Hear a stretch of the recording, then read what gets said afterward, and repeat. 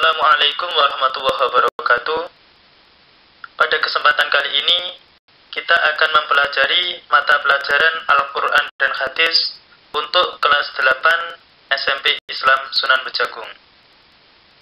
Pada bab kali ini, kita akan mempelajari baca Al-Quran dengan tepat, sub pokok pembahasan yaitu mat iwat, mat lain, dan mat aridili sukun.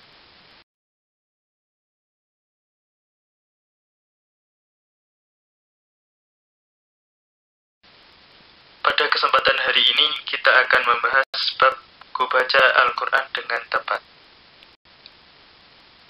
Nah, apakah kita ketika membaca Al-Quran dengan bagus, dengan menggunakan berbagai macam irama lagu, seperti kurdi, nahwan, dan lain-lain, tapi kita tidak memperhatikan makhorijul hurufnya serta tajwidnya, apakah kita itu membaca Al-Quran dengan tepat? Tentu salah atau tidak tepat. Nah, bagaimana kita membaca Al-Quran dengan tempat? Kita membaca Al-Quran dengan tempat, salah satunya yaitu kita membaca Al-Quran dengan menggunakan ilmu tajwid. Di sini, ilmu tajwid itu apa? Ilmu tajwid adalah ilmu yang mempelajari cara membaca Al-Quran dengan tepat dan benar. Pada kesempatan hari ini, kita akan membahas hukum bacaan mat iwat dan mat lain dan mat aridili sukun.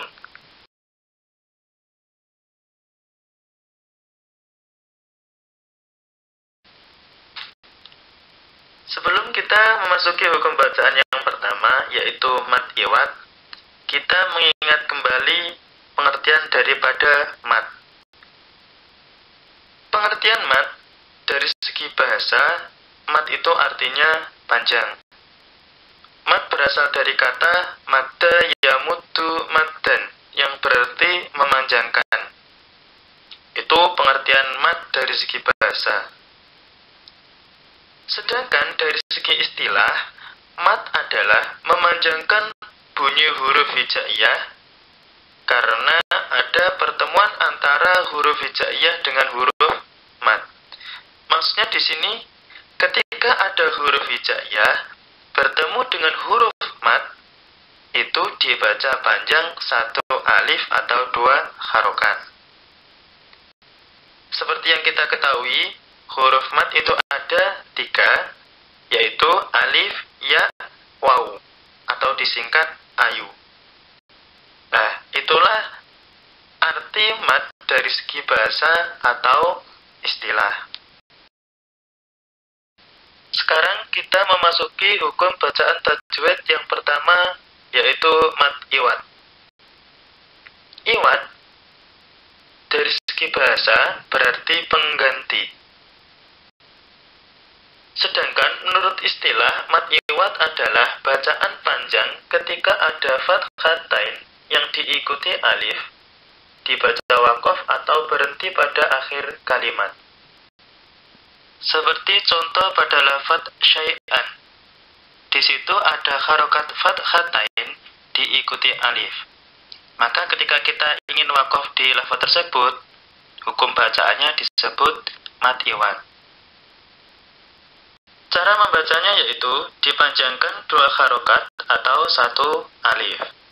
Jadi, ketika kita ingin berhenti atau waqaf pada lafaz syai'an, maka cara waqaf yang benar adalah syai'an dibaca syai'a, panjang 2 harokat.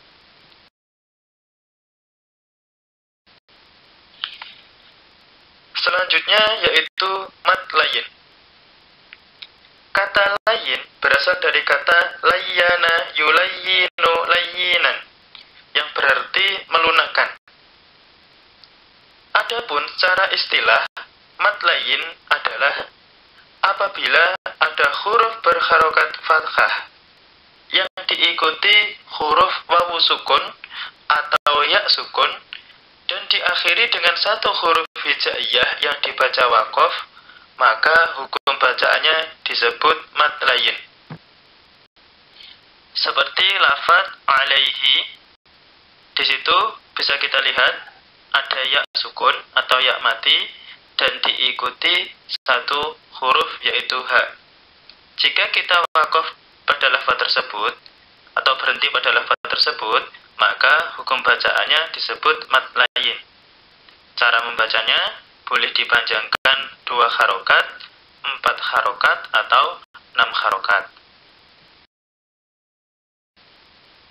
Perlu diingat pada bacaan mad lain, ketika setelah ya sukun atau wawu sukun, itu hanya ada satu huruf saja dan diwakafkan.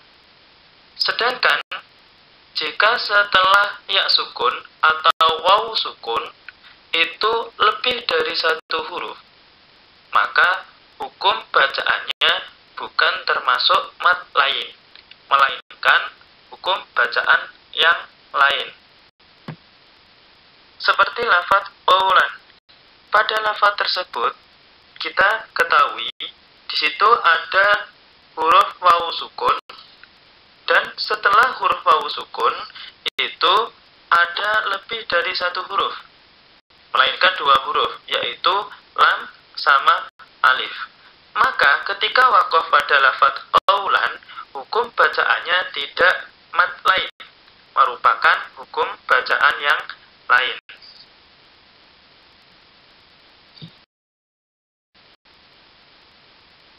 Selanjutnya, yaitu bacaan yang ketiga adalah mad alif tilis sukun. Menurut bahasa, mad artinya panjang, arid artinya baru, dan sukun artinya mati. Sedangkan menurut istilah, mad alif tilis sukun adalah mad yang terjadi apabila mad tabi'i bertemu satu huruf hidup dibaca wakaf. Baik di sini wakaf itu di akhir ayat atau di tengah ayat. Seperti contoh pada lafaz lama bu'usuna. Nah, di situ ada lafaz bacaan mad tabi'i yaitu su. Kemudian setelah bacaan mad tabi'i ada satu huruf hidup yaitu na.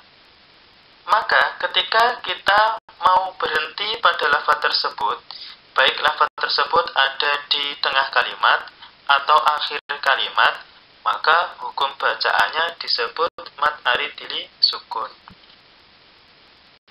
Cara membacanya dibedakan menjadi 3, yaitu yang pertama 2 harokat, yang kedua 4 harokat, dan yang ketiga adalah 6 harokat.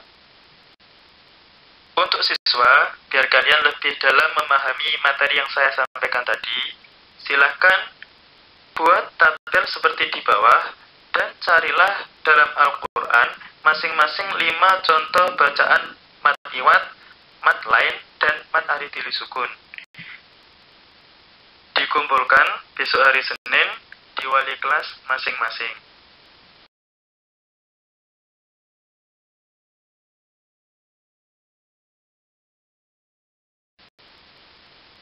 Alhamdulillah, terima kasih. Selalu semangat belajar di kondisi saat ini. Jangan lupa untuk selalu berdoa agar selalu dalam lindungan Allah Subhanahu wa Ta'ala. Cukup sekian. Assalamualaikum warahmatullahi wabarakatuh.